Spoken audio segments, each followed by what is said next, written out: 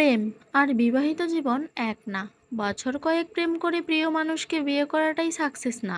একজনকে ভালোবাসলাম, তাকে যে কোনো উপায়ে পেয়ে গেলাম মানেই আমার ভালোবাসা ধন্য হয়ে গেল, আমার জীবনে পূর্ণতা পেয়ে গেল। এরকমটা ভাবা সত্যিই বোকামি। আসল জীবনটা তো শুরু হয় বিয়ের পর থেকে, আর বিয়ের পরের জীবনটা একসঙ্গে ভালোবেসে আজীবন থাকতে পারাটাই হচ্ছে সাকসেস। 5 বছর প্রেমের পর বিবাহ করে তৃপ্তির ঢেকুর তুলে নিজেকে সাকসেস ভাবা বহু লোকের সম্পর্ক 5 মাস পার হতে না হতেই ডিভোর্স হতে দেখেছি।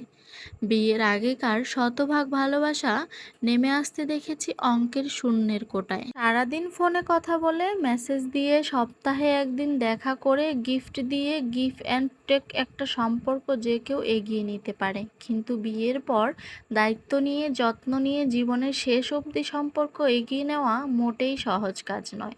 বিয়ের পর যখন আবেগ কমে, ফ্যান্টাসির জগৎ ছেড়ে যখন আমরা বাস্তবিক জগতে নেমে আসি, ধীরে ধীরে যখন সৌন্দর্য হারায়, শারীরিক চাহিদা কমে আসে, শত দায়িত্ব যখন ঘাড়ে চেপে বসে, ঠিক তখন সম্পর্কটাকে বোঝা মনে করে পালিয়ে না গিয়ে থেকে গিয়ে ভালোবাসতে পারাটা সত্যিকারের পূর্ণতা। তাই জীবনসঙ্গী হিসেবে তাকেই বেছে নাও যাকে তুমি ভালোবাসো, এবং যে সকল পরিস্থিতিতে আজীবন অবধি ভালোবেসে যেতে পারবে আত্মবিশ্বাস ও সাহস রেখে।